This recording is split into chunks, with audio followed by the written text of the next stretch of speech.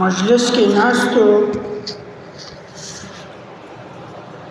او د باندې اوسیدونکو یو کس راغی جومات ته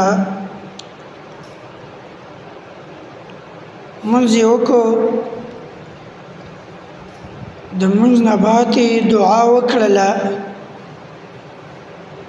او په هغه دعا کې دا ویلې اللهم ارحمني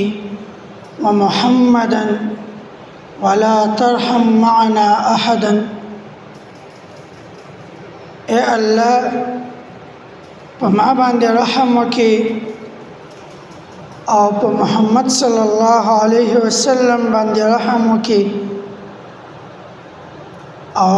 دې رحم کې موږ سره هیڅوک بل مشرک غرض او مقصد دا چې په بل چا رحم وکړو په موږ یې وکړي نبی صلی الله علیه وسلم تو فرمایل لقد تحجرت واسعه تا راتن کو یو پراخه صفت الله رب العالمین چې رحم دی غرض او مقصد دا دی چې دا دعا دی د سی و نه کړله خدا و چې د سری ویلو چې په ما رحم وکړي په محمد صلی الله علیه وسلم او په ټولو مسلمانانو باندې وکړي په دې کې هغه د مسجد د آدابونه د خبر ډیر نه و ځکه تازه مسلمان شوی ته سوچو که زمونږ دا خلک پیدایشي مسلمانان د 140 او 50 کالو خو د مسجد د آدابونه پوره نه خبر او هغه تازه مسلمان شوی نو پخوا جماعتونه به کچو تش او د سماعت تش امتیاز ورغلی بس داسې غاړې ته لاړې او دیوال غاړې ته تیزې کولې مسجد کې دننه صحابه کرام ورته ټول आवाज وکړ مکو نبی صلی الله علیه وسلم پریږدئ ابه نبی صلی الله علیه وسلم صحابه ته ویلي انما بعثتم ميسرين الله رب العالمین تاسو دی دنیا ته چالهګلی دی پاچا ثانی وکي د خلکو سره نرمۍ نه کار واخلي نبی صلی الله علیه وسلم چې دا کس دا خلک منع کړل چې پریدا اتشي میته ځوکي دا غرض او مقصد نو چې ګنه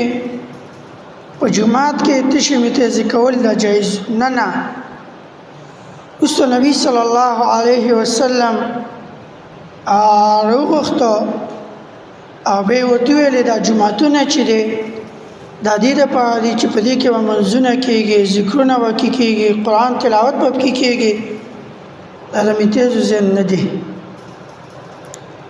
خو نبی صلی الله علیه وسلم چې دا خلق منع کړل چې د سمکه وي دا ولی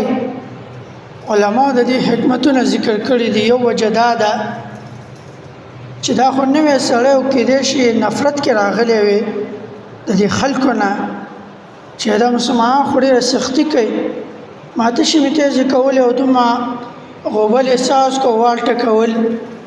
نبی صلی الله علیه وسلم ځکه منع کړل د سمکه وي سره نفرت کې را نشي چتا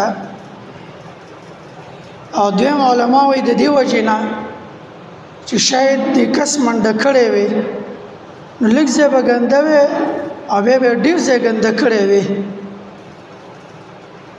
نو د دې وجنه صحابه کرام منع کړل او دریمه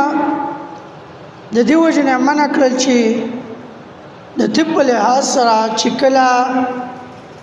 انسان ته شمته زرا پریدي او به एकदम خپل بند کی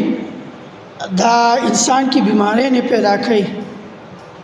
او نبی صلی الله علیه وسلم